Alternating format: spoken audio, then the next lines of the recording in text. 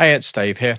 In this video, I'm going to walk you through everything you need to know about webhooks in Home Assistant, what they are, how they work, and scenarios where you might want to use them.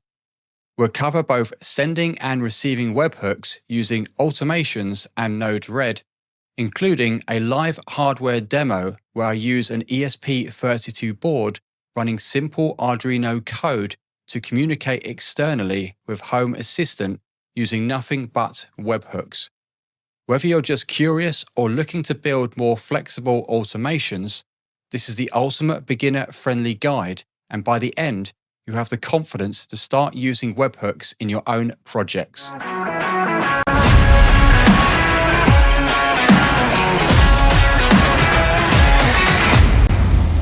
So what is a webhook?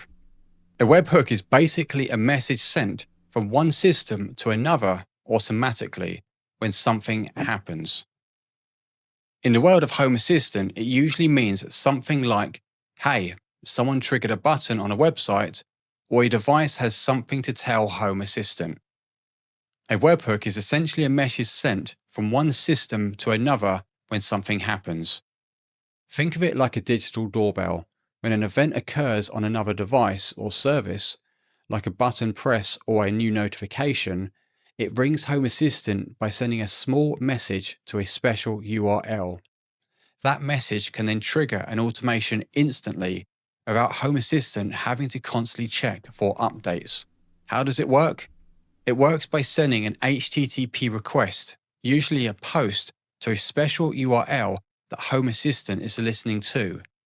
That URL is called a webhook. When Home Assistant receives the request, it can trigger an automation just like it would with a motion sensor or a button press. You can even include custom data in the webhook to control how Home Assistant responds. Why would you use one? Webhooks are especially useful when dealing with systems that don't have native Home Assistant integration. For example, you may have a cloud service or a DIY Arduino project that needs to talk to Home Assistant. Webhooks gives you a simple way to receive those updates instantly. No need to check constantly, it just pushes out the message when something happens. What are the limitations? Webhooks are great, but they're not perfect. First, the security is only as strong as the secrecy of your URL. If someone finds that link, they can trigger your automations. Also, webhooks are one way. They don't return data or support two-way conversations. And if you need frequent updates, webhooks can feel a bit clunky compared to something like MQTT. What are the alternatives? Depending on what you're building, there might be better options. MQTT is great for fast two-way communication between devices, especially in local setups. Native integrations is always preferred if they exist. And if you're using ESP Home, you'll get deep integration with Home Assistant out of the box. No webhooks needed. But when none of these options apply, webhooks offer a flexible way to connect external systems. There are a couple of known applications for sending webhooks: Postman, which is graphic user interface based, and curl, which is command line based. In this video, I'll be using Postman since it's a bit easier to follow visually, especially if you're just getting started. Let me show you how to get it installed.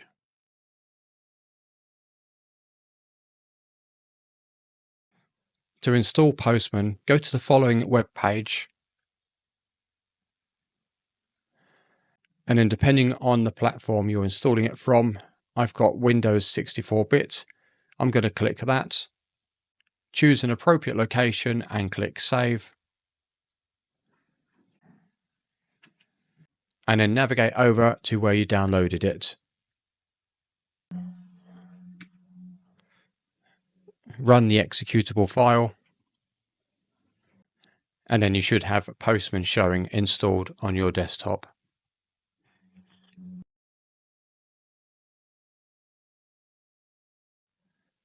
To create an automation to receive a webhook, you're going to go to Settings, Then go to Automations and Scenes, and then select Create Automation. Then select Create New Automation.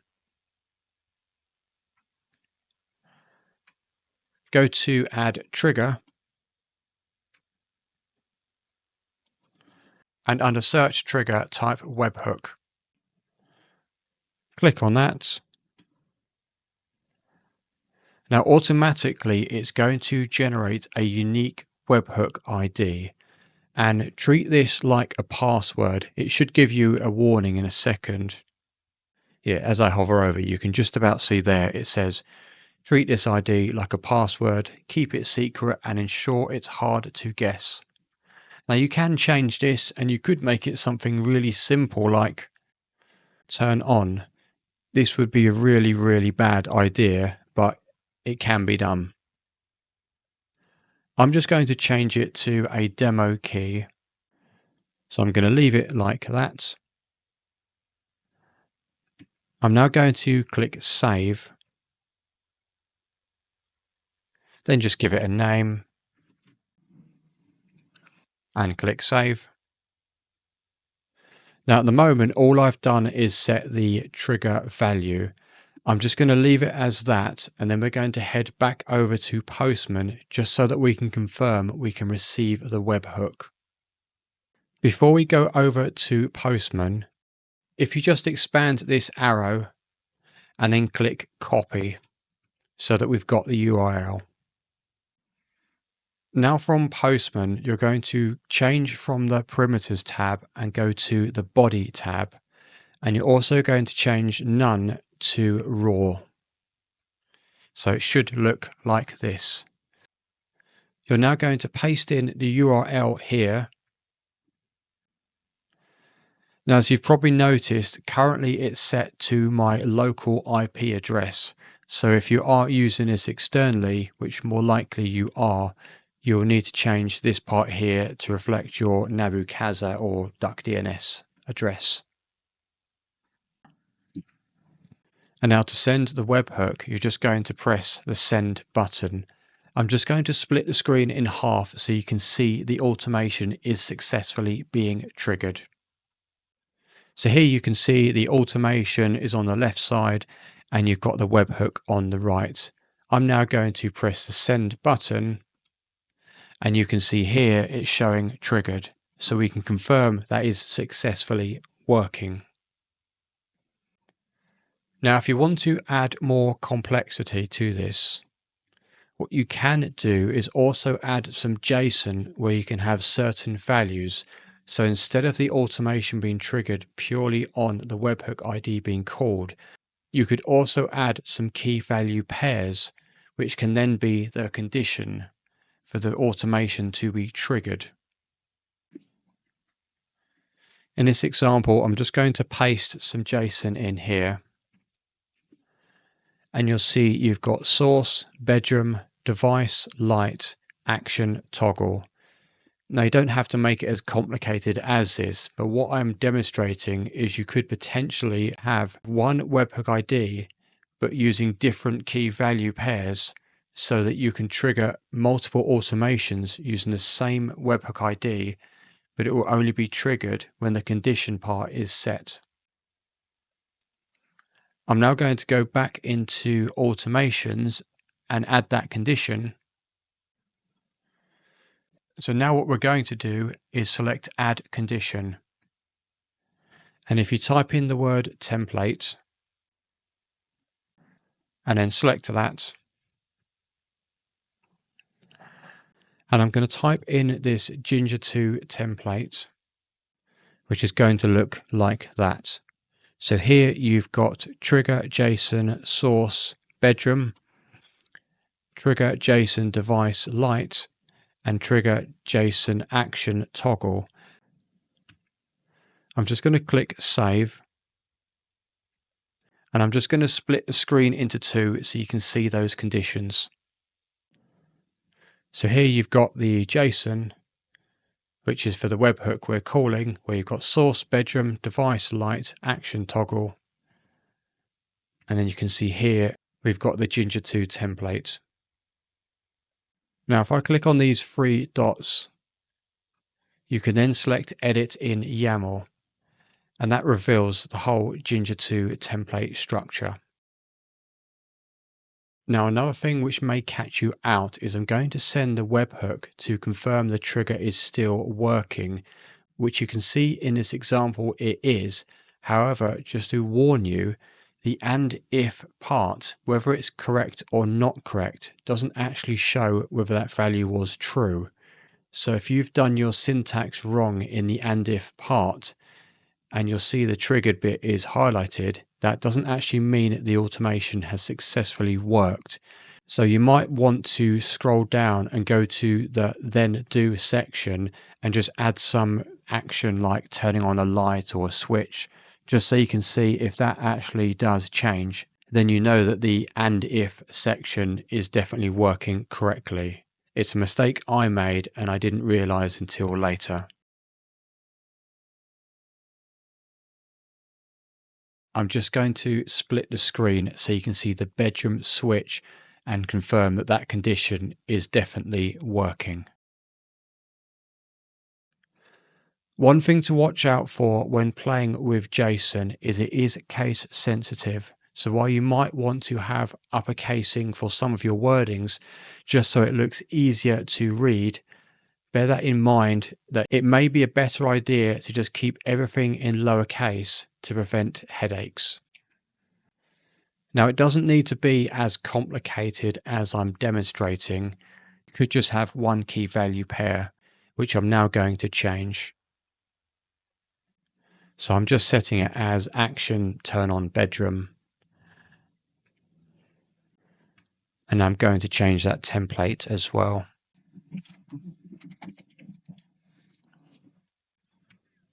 Now I'm going to click save. So the reason I've done that is it potentially allows you to use the same webhook ID and then have something in the JSON to actually be the second condition for the automation to work. And the benefit with doing that is you could look at that webhook and you could actually have an idea of what it's doing because you've got something in the code instead of it just being a random webhook ID. The only risk you are going to run into is if you're using multiple automations using the same webhook ID and that ID gets exposed, you've then got to redo all the automations, or at least set the webhook ID again for all of those automations. So you may want to just perhaps keep it simple and have a set webhook ID for every automation, or share a webhook ID for certain automations and have that second condition. It's something you'll have to play with and decide what works best for yourself. Another setting you're going to need to make sure you've done is if you click on this webhook settings cog, there's a good chance you're going to be using this externally and you'll want to uncheck only access from local network. Otherwise, if you're using something like your duck DNS address or your Nabu Casa, and you're using it from a device not on your network, it's not going to work. I'm just going to show you the full YAML as well. So here you can see the YAML for that webhook. Local only equals true. That just means, as I mentioned earlier, it's only going to work on the local network. The trigger is webhook, and the allowed methods are post and put. The webhook ID I've specified here, and it's using a template as an additional condition, which you don't have to do. Single just means it will only run once while this automation is running, so it won't interrupt itself.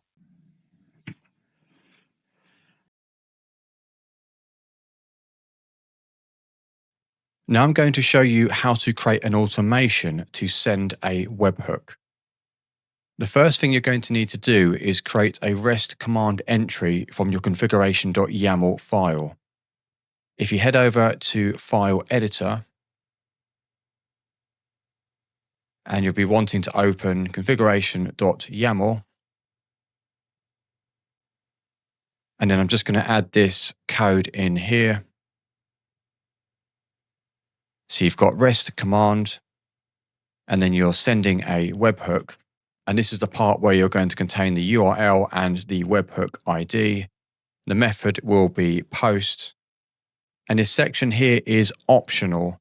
What it's going to do is not only send the webhook ID, but it will also send a payload with a message. This will make sense when I demonstrate it later. Now, because I've split my configuration.yaml, I'm going to delete that entry. If I just scroll up, you can see here I've got REST command, which is pointing to a folder called ha-config/REST commands. I'm going to go to that location now.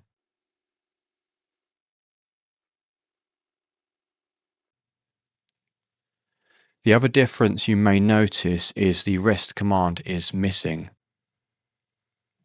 So instead of it looking like this, I've removed that section, and then all of these, I've moved them 2 indentations to the left. Now, going back to the URL, if you are using your internal IP address, it needs to be HTTP with the IP and the port number, which in my case is 8123. If you set that as HTTPS, it will fail, or at least it does with my DuckDNS and Nginx setup. If you're using an external address, which most likely you will be, then for example with DuckDNS, it will be HTTPS, your DuckDNS address, and the port you forwarded it to, along with the API webhook and webhook ID.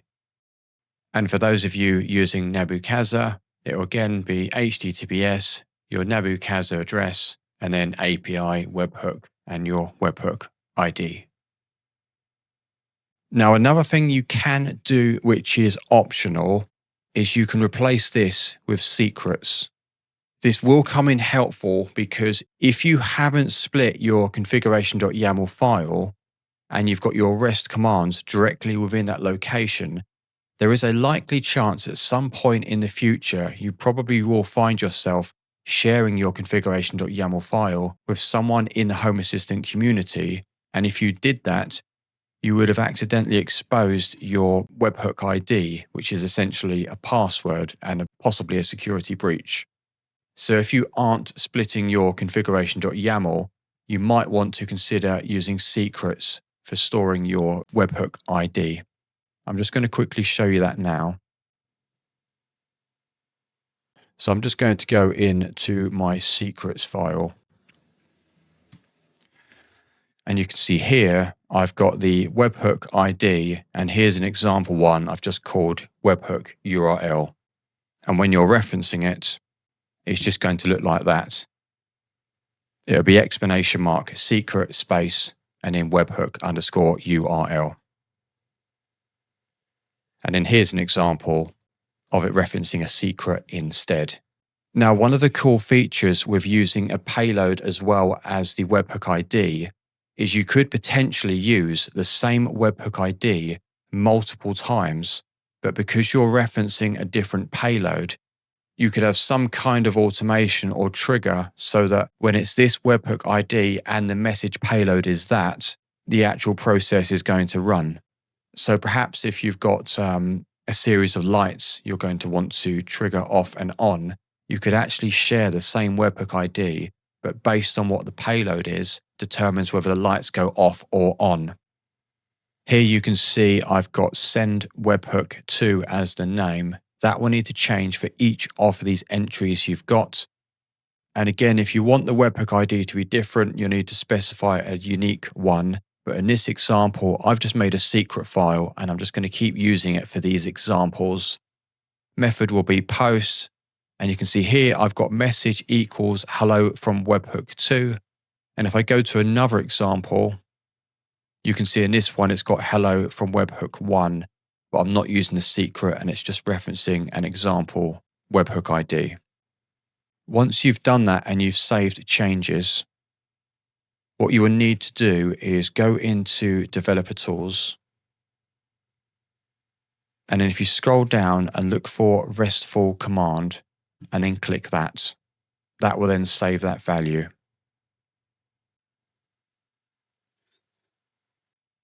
Now that I've set up the REST command, I'm going to show you how to create an automation to action them.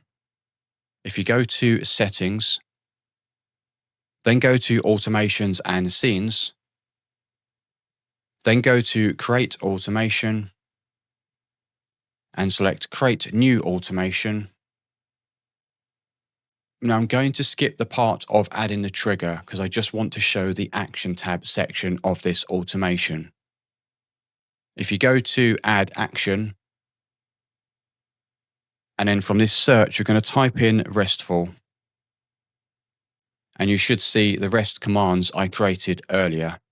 Now there's another way you can also do this, is if you scroll down and go to Other Actions, and then select Perform Action, you can also here do a search for RESTful. And again, you'll see the REST commands I made earlier. I slightly prefer this method because if I click on one of these and then I want to change it, I can just press the backspace and then change it to the other one. So it just makes it a little bit quicker to swap over. I'm going to duplicate this and have 2 webhooks.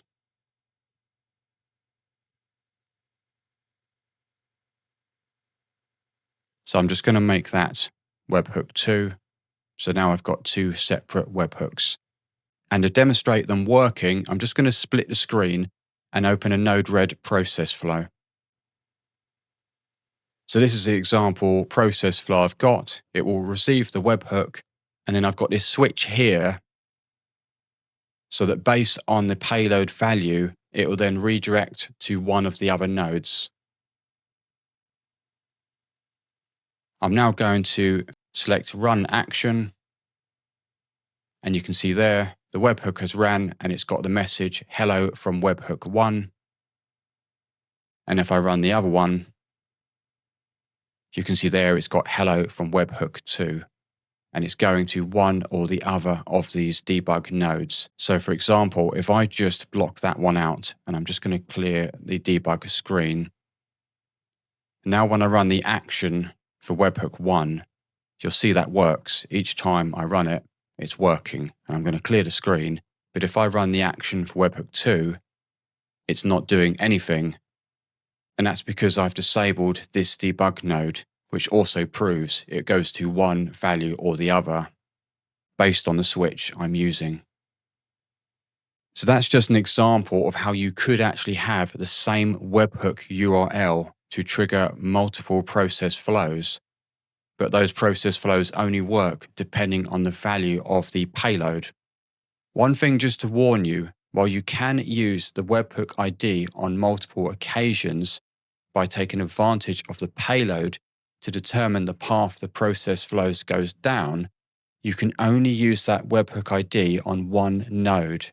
So for example, I'm just going to duplicate this webhook node and I'll paste it here. Now I'm going to deploy it, and you're going to see a message fire up in a second. You'll see here it's got error registering. And if I take you to the debug node, it says error registering entity, error message, handler is already defined. So just bear that in mind. So if you are going to be using the same webhook ID, but using different payloads to determine the action, that can only be done from this single node and no others. Another useful feature is if you were taking advantage of secrets and perhaps you had a whole chain of automations using the same webhook ID, and then later on you wanted to change the webhook ID, instead of having to go through several automations to then update it, you could just go to your secrets file, change it from there, and it'd automatically reflect the rest. The only thing also you'd have to change is this section here where it's also referencing the webhook ID. So that just makes the administrative effort a lot less.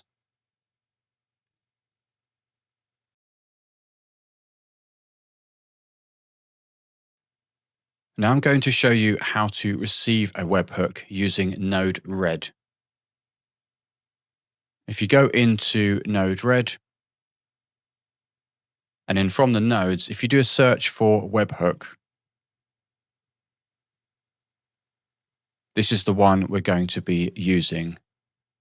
Now, there is a prerequisite before this works, because if I go into this node now, you're going to see a warning message saying this node requires Node-RED custom integration version 1.6. If you hover the mouse over the version number and click on it, it's going to take you to the following web page. And if I scroll down, it's going to give you these instructions.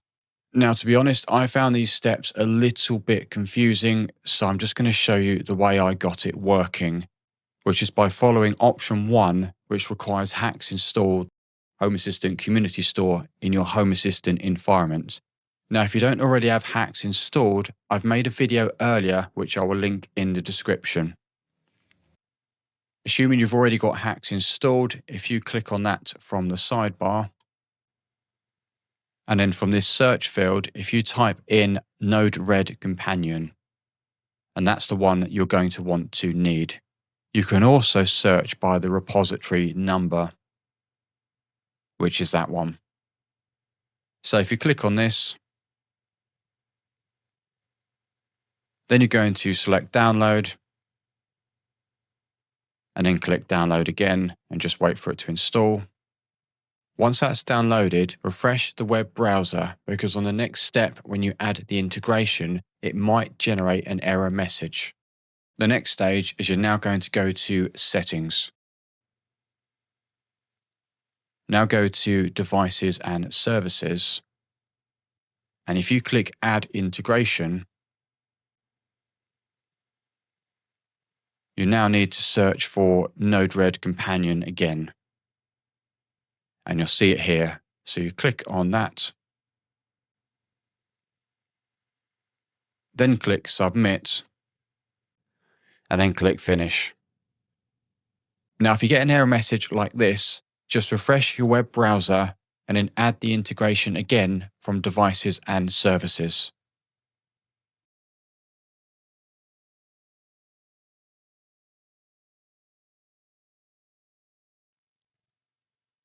Now that we've installed and configured the Node-RED Companion integration, head over to Node-RED. In this demonstration, I'm going to create 2 process flows. One is going to send a webhook, and the other is going to receive a webhook internally within Node-RED. If you do a search for webhook, and just drag it there, then do a search for HTTP request, and drag it on top. Do a search for inject, and just move it next to HTTP request. And finally, do a search for debug,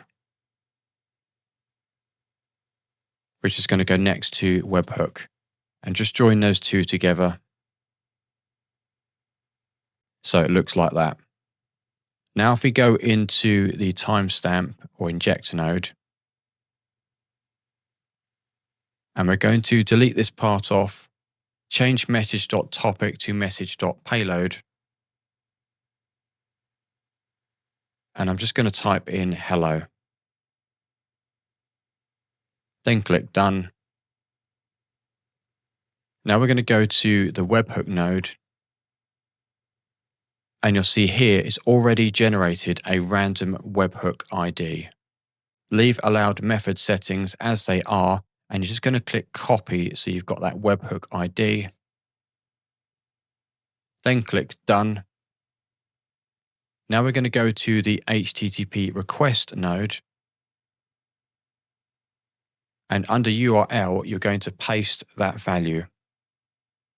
As I move over to the left, you'll see here it's asking for the IP and the port. I'm just going to type in my internal IP.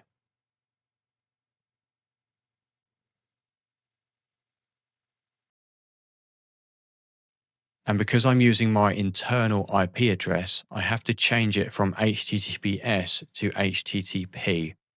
If you were using DuckDNS, it would be HTTPS with your DuckDNS address here and whatever port you have forwarded.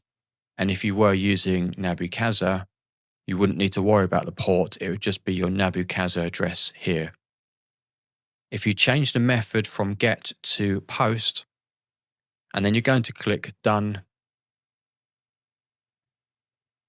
Now we're going to deploy this. So if you head over to deploy,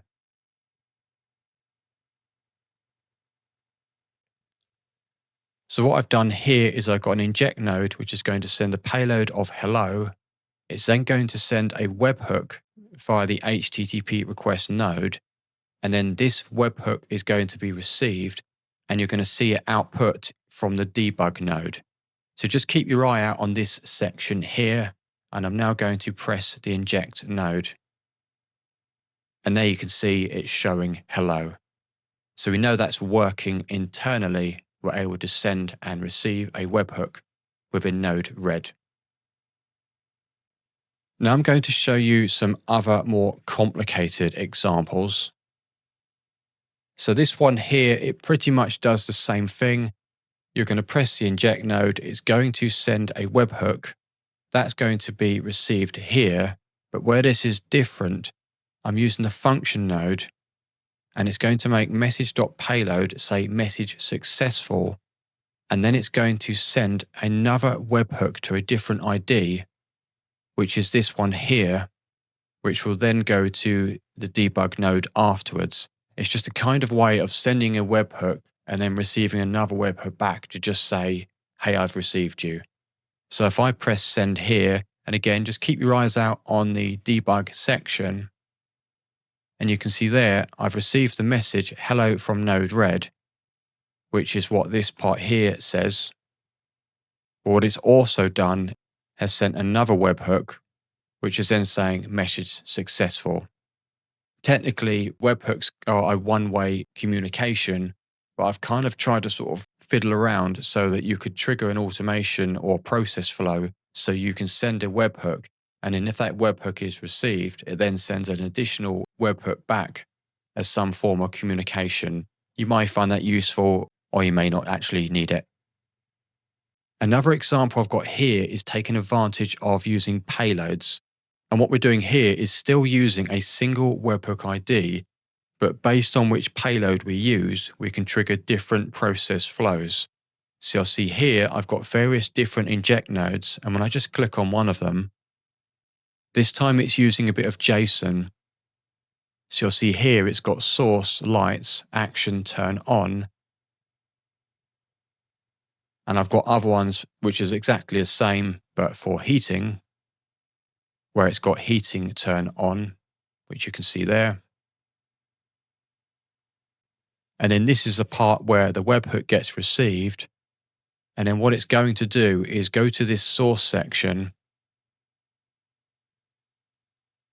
And then based on what the payload.source equals, it's going to determine whether it's lights, heating, or curtains. And then it's going to go to this other section here, where it does another check, which will then determine whether it's turn off, turn on, or open or close. It doesn't actually do anything other than just go to the debug nodes, but you can then see the process flows moving across based on the payload value. And then you've got this section here, which again is another form of confirmation that the webhook's received, which is just message.payload equals message successful.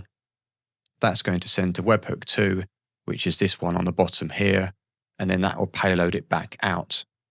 So if I just click on one of these values, I'm just going to click on lights turn on, and you can see there you've got source, lights, action turn on, message received successfully.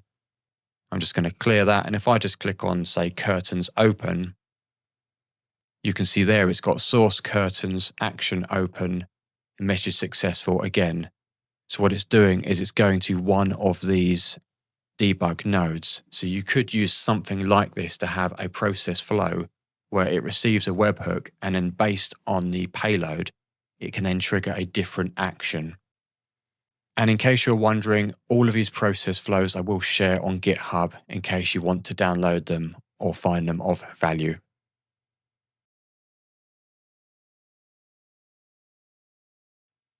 I'm just going to move on to a live demonstration of having a ESP32 board which is not natively connected to Home Assistant and make it communicate via webhooks.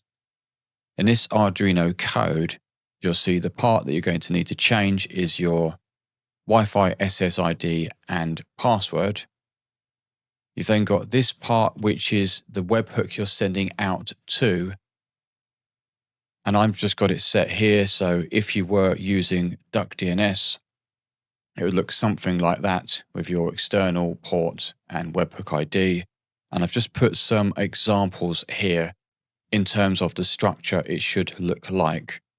And then this part here is the webhook ID that is being sent to the ESP32 board. I'm not going to go into too much detail about the code because I'm probably just going to put you to sleep. But as you scroll down, you can see the rest is all here. Using some spare parts, I've got a normally closed switch and an LED.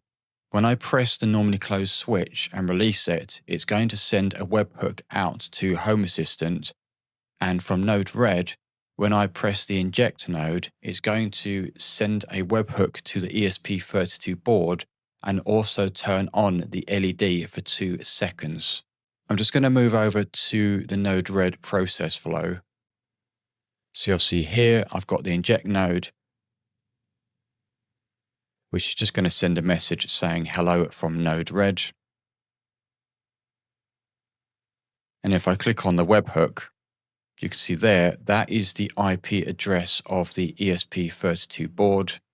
I had to change HTTPS to HTTP, otherwise it just fires up an error message.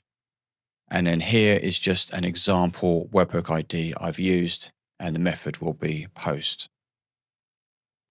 Then you've got this section here, which is where you would receive the webhook. And that's the webhook ID it needs to receive.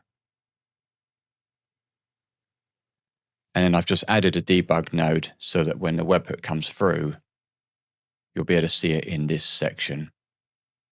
Now I'm just going to split the Arduino and the Node-RED screens together and also enable a second webcam so you can see the ESP32 board. So now on the left-hand side of the screen, you've got the Arduino, and what you'll need to be paying attention of is this console section here. And from Node-RED, what I'm going to do is press the inject node to send a webhook, which will then turn the LED on for 2 seconds. So just keep an eye out on the bottom right corner. And you can see there the LED has turned on and then back off for a couple of seconds. You also see here it's got payload received, hello from Node-RED. I'm just going to click on that a couple more times. So it receives the payload and the LED turns on for a couple of seconds. Now I'm going to do the reverse, where I'm going to press the normally closed button. And you can see from Node-RED, it's received a message. If I do that again, it then receives a message saying hello from ESP32 board. So that's all looking good and working as expected. And that's everything you need to get started with webhooks in Home Assistant. Hopefully, it's given you the confidence to try them out in your own automations or even integrate with external devices like I showed in the ESP32 demo. If you found this useful, feel free to smash the like button or subscribe, as it really helps this channel grow and lets me know you like more videos like this. If you've got any questions or cool ideas using webhooks, drop them in the comments section or join my Discord channel to share and discuss your projects. Thanks for watching, and I'll see you in the next one.